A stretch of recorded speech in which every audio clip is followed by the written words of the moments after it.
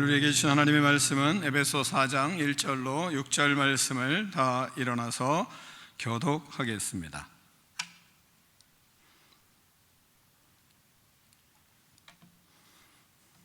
그러므로 주 안에서 갇힌 내가 너희를 권하노니 너희가 부르심을 받은 이 일에 합당하게 행하여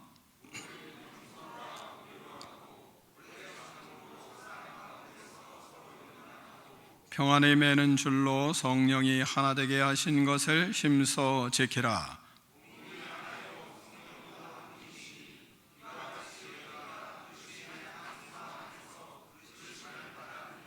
주도 한 분이시요 믿음도 하나요 세례도 하나요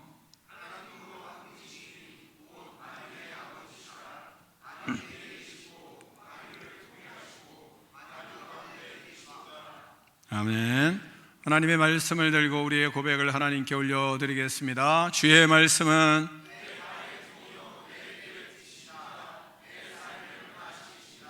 주께서 말씀하신 대로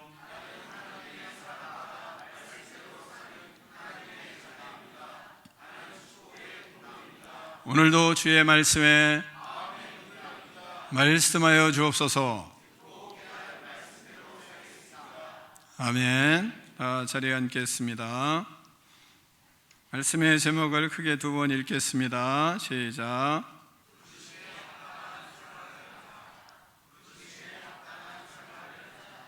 아멘. 에베소서를 우리가 쭉 듣고 있습니다. 에베소서는 전반부 후반부로 이렇게 나누어져 있습니다. 전반부는 1장부터 3장이고 또한 후반부 오늘 시작되는 4장부터 6장 이렇게 나눠져 있습니다. 전반부는 교리편입니다. 믿음에 대해서 또 어떻게 믿음을 가져가야 되는지를 쭉 가르치고 또한 그 속에서 이제 교회 안에서의 믿음 생활, 그래서 이 에베소서는 교회론이라고 말할 수 있습니다. 후반부에는 이제 그러면 우리가 어떻게 살아야 되는지를 말씀하는 본문입니다. 그리스도의 몸된 교회가 지켜야 할 그런 연합의 원리들을 말씀하십니다. 먼저 부름받은 자로서 부름받음에 합당하게 살 것을 촉구하는 것으로 말씀이 시작되고 있습니다. 그리고 부름받은 자로서 어떻게 구체적으로 살아야 되는지 5가지를 이제 말씀을 하세요. 겸손해야 된다, 또 온유해야 된다, 그리고 오래 참아야 된다, 사랑 가운데서 서로 용납하는 태도를 가져야 된다, 이런 말씀을 쭉 하십니다.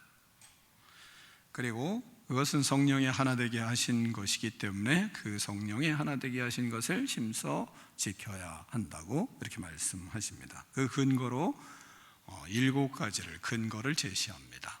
몸에 대해서 몸이 하나다, 또 성령도 하나다, 소망도 하나다, 주님도 하나다, 또 믿음도 하나고 세례도 하나다, 그리고 하나님도 한 분이시다. 이렇게 7가지 하나됨의 모습을 근거로, 그러므로 우리는 교회의 본질은 일치성을 그렇게 가져야만 한다는 것을 본문이 우리에게 가르치고 있습니다. 오늘 본문을 통해서 하나님이 우리를 부르신 그 부르심의 목적, 즉 하나됨에 대하여 말씀을 전하게 되는 겁니다. 먼저 첫 번째는 하나됨을 위한 성품을 가지라는 겁니다. 1절을 같이 읽겠습니다. 1절입니다. 시작.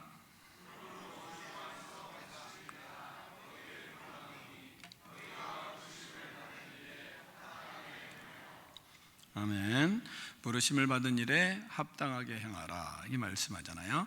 합당하게라는 말은 헬라어로 악시오스라고 하는데, 이 말은 어떤 말씀이냐면 과거에는 저울을 달 때 지금과 같이 이렇게 딱 저울 놓으면 쫙 달리고 또 숫자로도 나오고 그런 시대는 아니었잖아요. 그 시대는 이렇게 양쪽에 저울추를 양쪽에 놓고 이쪽에 놓고 이쪽에 놓고 이렇게 달아서 그런 저울을 사용했던 것은 여러분이 잘 알리라고 생각합니다. 그런 저울이에요. 그런 저울에 양쪽에 달았을 때 각자가 균형을 잡으면 그게 합당하다, 이런 뜻이에요. 그러니까 지금까지 우리는 1장부터 3장까지의 말씀을 들었잖아요. 그쪽이 이제 한쪽 저울이고, 그 다음에 이제 4장부터 6장까지가 또 한쪽 저울이 되는 거잖아요. 그래서 이 앞에 부분, 지금까지 하신 말씀과 또한 앞으로 하실 말씀, 그 두 가지가 잘 저울의 균형을 잡아야 된다라는 말씀이 부르심에 합당하게 행하라라는 말씀입니다. 그러니까 지금까지 하신 말씀과 앞으로 하실 말씀이 잘 균형을 잡는 그런 믿음을 가져야 된다. 그러니까 우리가 받은 구원의 은혜와 그리고 우리의 삶의 무게가 균형을 잘 잡아야 된다라고 말씀하는 겁니다. 그것이 부르심에 합당하게 사는 것입니다. 교회의 일치는 단순히 모이는 것으로 완성되지는 않습니다. 그러니까 우리가 하나님이 말씀하신 지금까지의 구원의 은혜의 말씀을 들었으면 그 은혜의 말씀을 가지고 믿어요, 그리고 교회 왔어요, 예배드려요, 가요. 그러면 그것은 합당한 삶이 아닌 거죠. 그 말씀 하시는 겁니다. 그러니까 이런 은혜를 받았으면, 구원의 은혜를 받았으면 다음엔 합당하게 균형을 잡고 행해야 된다. 이게 합당하게라는 뜻입니다. 그래서 우리가 모이는 것으로 완성되는 것이 아니라 하나 되려면 구체적으로 어떠한 인격을, 그런 인격적인 태도를 우리가 가져가야 되는지를 본문은 말씀하는 겁니다. 그것이 첫 번째가 겸손하라, 이 말씀하는 겁니다. 2절을 같이 읽겠습니다. 2절입니다. 시작.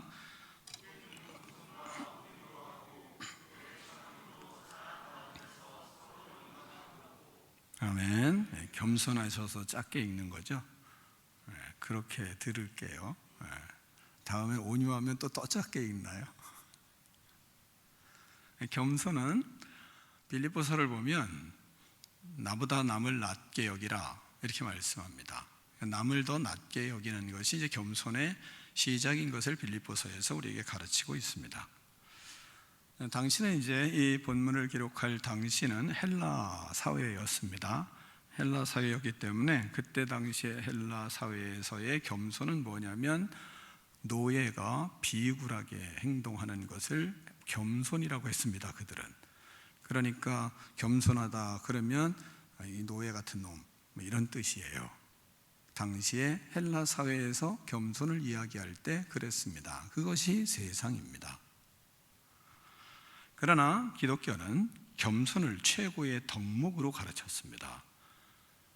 그러니까 세상은 겸손 그러면 그것에 대해서 깊이 생각은 하지 않습니다. 그러나 그리스도인들은 겸손을 최고의 덕목으로 삼으라고 하나님은 우리에게 말씀을 하는 겁니다. 예수님을 믿는 자들이 겸손할 수밖에 없는 것은 성육신하신 하늘 보좌를 다 버리시고 이 땅에 육신의 모습으로 입고 오신 예수 그리스도께서 우리의 주인이 되어 주셨기 때문에, 우리는 그분을 따라가는 사람이기 때문에 예수님을 믿는 믿음의 사람들의 기본은 겸손을 하나님이 옷을 입히시는 겁니다. 예수님을 믿기 전에는 자신이 잘났는 줄 알았는데 예수님을 만나고 보니까 자신이 얼마나 악한 자인 것을 자꾸 알게 됩니다. 내가 의로운 줄 알았지만 자신이 갈수록 더 죄인인 것을 알아가게 됩니다. 나의 죄 때문에 십자가를 지시고 모든 죄값을 다 치르시고 부활하신 예수 그리스도의 은혜로 더 깨닫게 되고, 그 은혜가 더 깊어지면 깊어질수록 내가 얼마나 더러운 죄인인지를 더 절감하게 됩니다. 나를 자랑하고 싶은데, 내가 인정받고 싶은데 예수님을 더 만나고 기도하고 주님과 동행하다 보면 그러면 자신이 얼마나 초라한 존재인지를 갈수록 더 느껴지게 하는 것이 성령의 인도하심입니다. 그래서 우리는 하나님 앞에 더 낮아지게 돼 가게 돼 있습니다. 나 혼자만 잘났는 줄 알았는데 예수님을 믿고 보니 나는 아무것도 아닌 무익한 종인 것을 자꾸 깨닫게 되는 것입니다. 나는 그리스도의 몸된 교회의 지체인 것을 그때서 자꾸 알게 되는 것이죠. 지체이기에 하나님의 은혜를 공급받지 못하면 살 수 없는 존재인 것을 자꾸 알게 되는 거예요. 나는 줄기인 줄 알았는데 가지인 자기 자신을 보게 되는 겁니다. 그래서 가지가 줄기에 붙어 있지 않으면 이게 갈수록 말라지는 존재인 것을 자꾸 말씀을 통해서도 깨닫게 되는 것입니다. 우리는 가지이기에 나무에 붙어 있지 않으면 말라 비틀어질 수밖에 없고 결국은 성경에서 말씀하시는 것처럼 불에 던져 살을 수밖에 없는 존재인 것을 갈수록 느끼게 되는 것입니다. 예수님의 은혜를 구하지 않고 예수님의 은혜를 공급받지 못하면 말라버리는 그런 존재인 것을 우리는 갈수록 더 알게 되는 겁니다. 그래서 예수 그리스도를 믿는 사람이 믿으면 믿을수록 더 겸손해질 수밖에 없습니다. 나를 자랑하면 우리는 영원히 말라가는 것을 압니다. 자기를 자꾸 드러내려고 하고 인정받으려고 하다 보면 자기의 영혼은 갈수록 말라 비틀어져 가는 것을 스스로 깨닫습니다. 그럴수록 심령이 완악해지고 애굽의 바로 왕과 같은 그러한 완악한 마음들이 우리 안에 자리에 가는 것을 자꾸 느끼기 때문에 때로는 끔찍하다고 생각할 때도 있는 겁니다. 그래서 우리는 그리스도의 은혜를 받아 날마다 겸손의 옷을 입게 되는 겁니다. 하나님이 그렇게 우리를 겸손하게 만들어 가시는 것이 예수 그리스도를 믿고 살아가는 사람들의 모습입니다. 그래서 어거스틴은 그에게 물었을 때 기독교의 최고의 덕목이 무엇인가 물었을 때 그는 첫째도 겸손이요, 둘째도 겸손이요, 셋째도 겸손입니다 라고 말을 한 것입니다. 예수님의 은혜로 겸손할 때 우리는 그때 하나가 됩니다. 여러분이 예수 그리스도의 십자가의 은혜를 생각하고 성육신의 은혜를 깊이 생각하고 겸손하여 교회에 참 하나가 되는 그런 믿음의 사람들이 되기를 축원합니다. 두 번째는 온유하라 이 말씀하세요. 온유하라. 모든 겸손과 온유로 하고 이렇게 말씀하십니다. 온유라는 것은 뭐냐면요, 온유라는 원래 헬라어 본뜻은 길들인 야생마 이런 뜻입니다. 인간은 죄악으로 가득하여 고피 풀린 망아지와 별 다를 바가 없습니다. 야생마와 같은 것이 인간입니다. 말을 듣지 않습니다. 인간은 잘 순종하지 않습니다. 인간은 자기의 고집불통입니다. 그것이 인간입니다. 자기 고집을 꺾지 않습니다. 그래서 인간은 절대로 하나가 되질 못합니다. 자신이 깨지지 않으면 항상 죄악을 생산하는 공장과도 같은 것이 인간입니다. 그러나 성령 하나님은 구원받은 자들에게 온유의 은혜를 주십니다. 다시 말하면 야생마인 인간을 길들여진 야생마가 되게 하십니다. 심은 여전히 야생마와 같은 심을 가지고 있습니다. 그런데 그 속에서 그 열정은 여전히 솟아납니다. 근데 길들여진 야생마로 변화시켜 가십니다. 그것이 온유한 자입니다. 성경에서 온유함에 승한 자가 누구라고 하죠? 모세입니다. 모세는 온유함에 승한 자라고 성경은 소개하고 있습니다. 그런데 여러분이 성경을 좀 아시는 분들은 모세를 볼 때 모세가 우리가 생각하는 것처럼 온유한가요? 여러분이 구약을 읽어보시면 모세처럼 혈기가 하늘을 찌르는 분이 없거든요. 얼마나 강합니까? 이 시대에 우리 교회 모세가 여기 있으면 여러분 어떨까요? 모세는 그런 사람입니다. 그런데 다시 말하면 야생마와 같습니다. 그런데 모세는 길들여진 야생마입니다. 그래서 하나님이 말씀하시면 어떤 상황이라도 그 말씀을 지킵니다. 그러니까 바로 앞에도 서는 겁니다. 마음속에 불타는 열정이 있고, 그리고 마음속에 뜨거운 마음이 솟아오르는 그 모세, 하나님이 명령하니까 그러니까 가는 겁니다. 또한 이스라엘 백성들 200만의 백성들을 이끌고 광야를 들어갈 수 있습니까? 웬만한 사람이면. 여러분은 200만의 사람들을 거느리고 하나님이 광야로 들어가라 그러면 들어갈 용기가 솟아나오십니까? 이건 보통 열정이 아닌 사람은 할 수가 없는 겁니다. 근데 모세는 그렇게 길들여진 야생마와 같은 사람이기 때문에 하나님이 가라 하니까 가는 겁니다. 그게 온유입니다. 그러니까 아무리 열정이 있고 아무리 마음이 악해도 하나님을 믿고 하나님이 그 사람을 길들이면 그러면 온유한 자가 되는 것입니다. 그런 믿음, 그런 믿음의 사람을 통해서 하나님은 일을 하신다는 겁니다.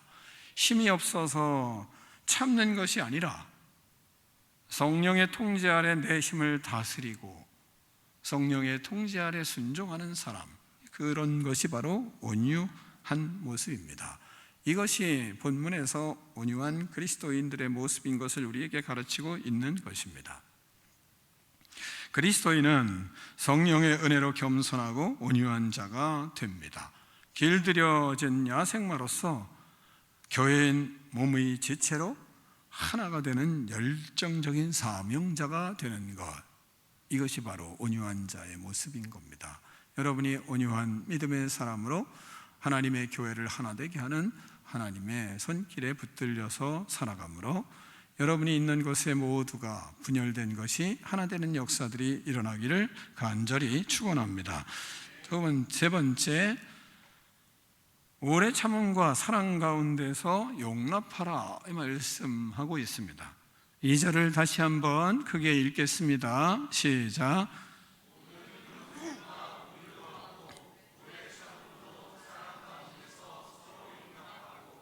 아멘. 공동체 안에는 나와 맞지 않는 사람이 반드시 있습니다. 그때 필요한 것이 뭐냐? 오래 참음입니다. 상대의 허물을 즉각 정죄하지 않습니다. 왜? 오래 참으니까요. 1차적으로 사랑의 마음으로 그를 인정해 주는 그것이 바로 오래 참음이라고 우리에게 말씀하는 겁니다. 1차적으로 용납해 줄 때 일치할 수 있는 기회가 생깁니다. 오래 참음의 열매를 구해야 하나가 될 수 있습니다. 그래서 고린도전서 13장 4절에 여러분이 잘 아는 사랑의 말씀을 시작할 때 사랑은 오래 참고 이렇게 말씀합니다.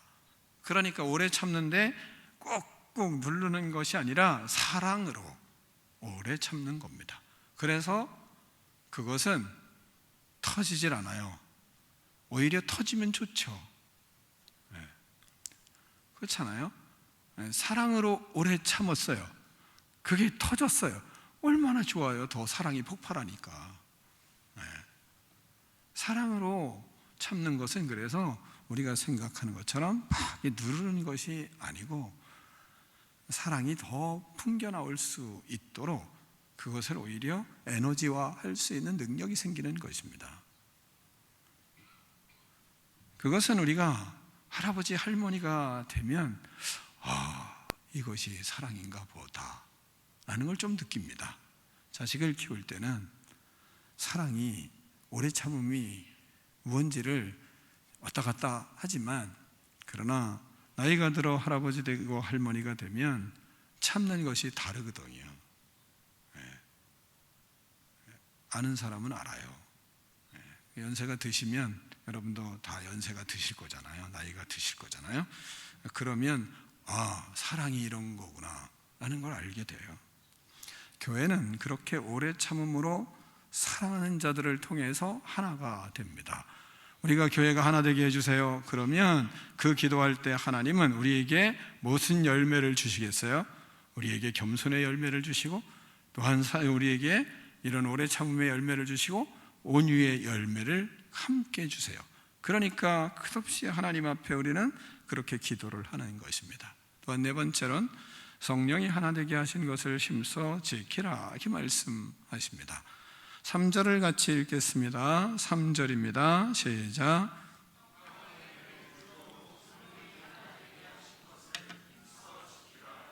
아멘. 우리가 사는 이 시대는 분열과 갈등이 난무한, 그것이 또 익숙한 시대라고 할 수 있습니다. 교회 안에서도 이러한 증상들이 나타나는 것이 사실입니다.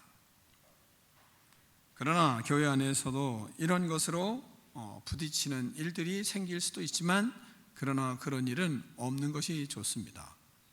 그러므로 본문의 말씀을 많이 묵상하는 것이 필요합니다.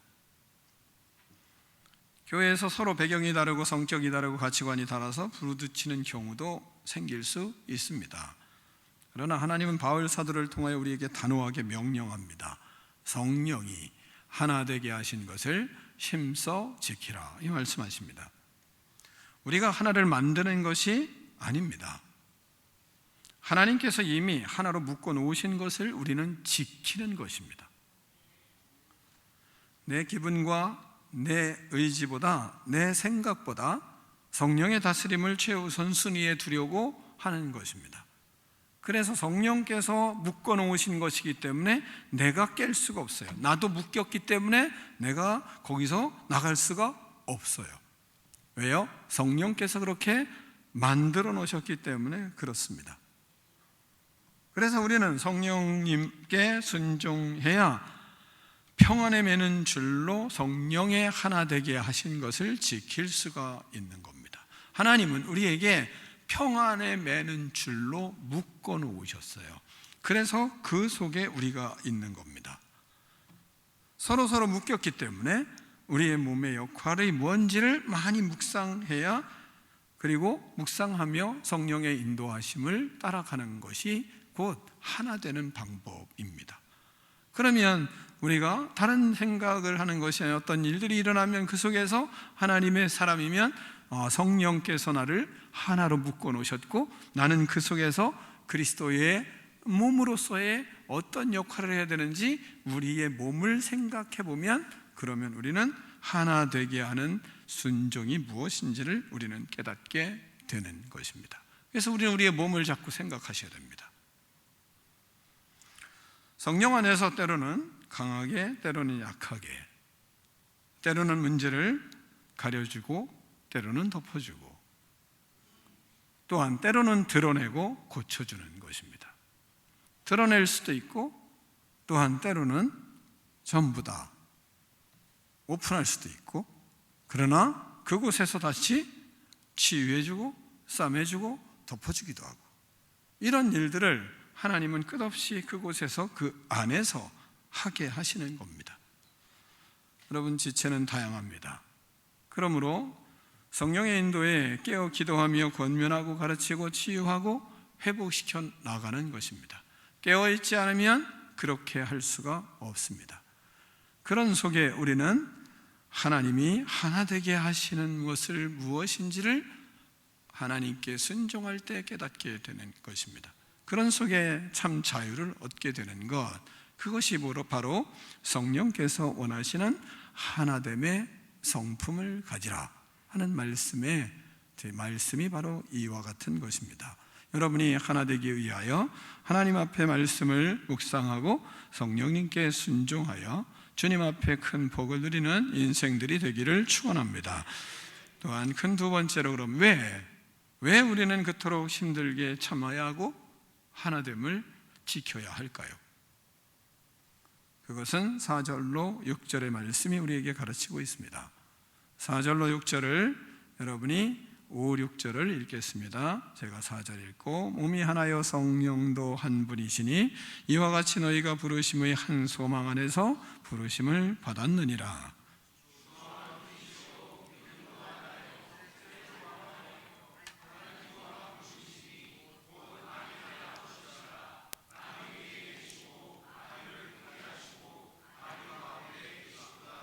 아멘. 우리가 왜 하나 되어야만 하는지, 하나님은 성부, 성자, 성령 삼위일체 하나님의 일하심을 통해서 우리에게 말씀하고 있습니다. 사도 바울은 하나라는 단어를 7번이나 반복하며 공동체가 왜 하나 되어야 하는지를 강하게 말씀하고 있습니다. 먼저는 우리는 성령 안에서 부르심을 받은 하나의 몸입니다.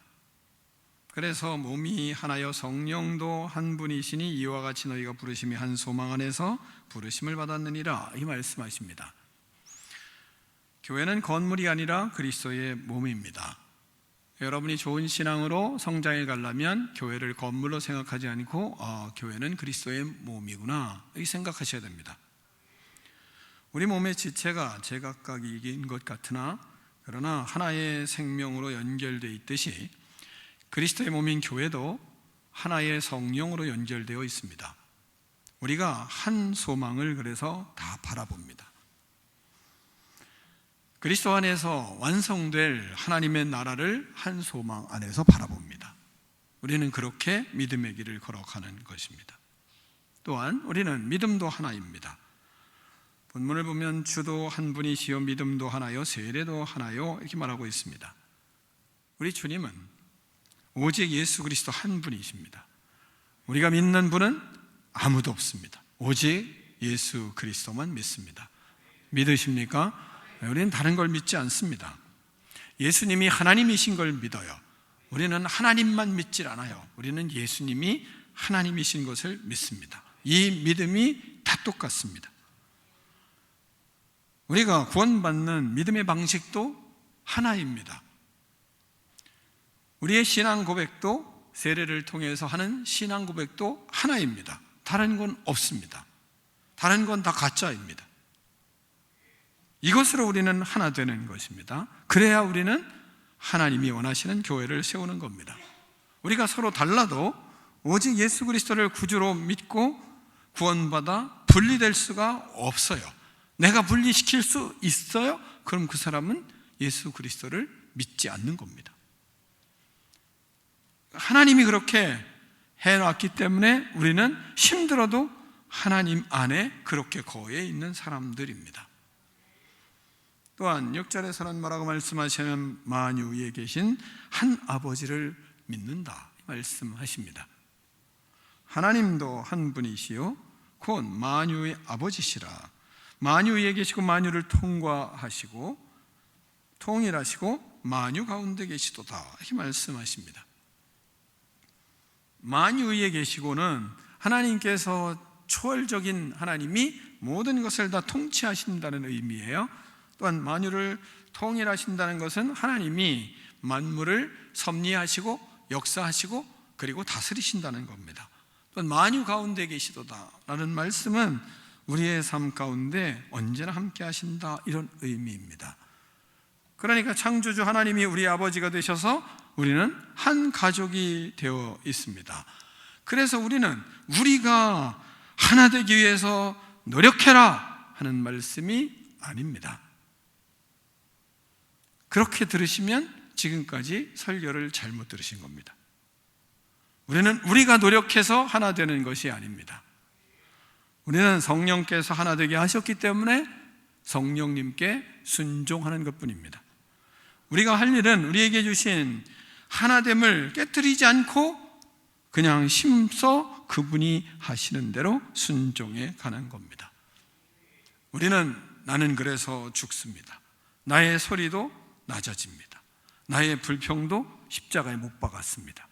나의 불만도 다 십자가에 못 박았어요. 성령께서 하시는 말씀대로 하나님이 하시는 음성을 듣고 그분이 하라는 대로 따라가는 것입니다. 그분이 일하시는 대로 우리는 따라갈 뿐입니다. 그때 하나님은 거기에 하나됨의 역사가 무엇인지를 우리는 경험하게 되고 마음속에 희열을 느끼게 되는 것이고, 하나님의 은혜가 무엇인지 알게 되고 교회가 무엇인지 알게 되고, 아, 이거구나 라는 깨달음이 자꾸 생기게 되는 것입니다. 우리는 서로 다릅니다. 그건 인정해야 될 일입니다. 그러나 우리는 다 공동체의 한 소망을 가지고 그 소망을 바라보고 걸어가고 있는 겁니다.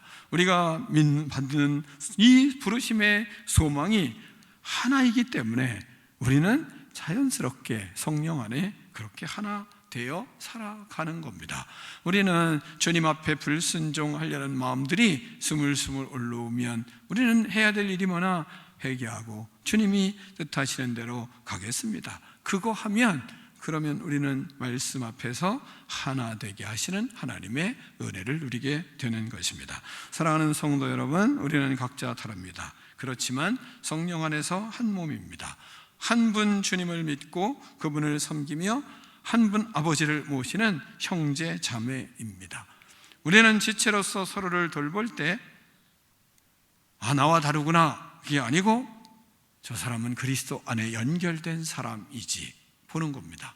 그래서 저는 형제 자매라는 말을 좋아합니다.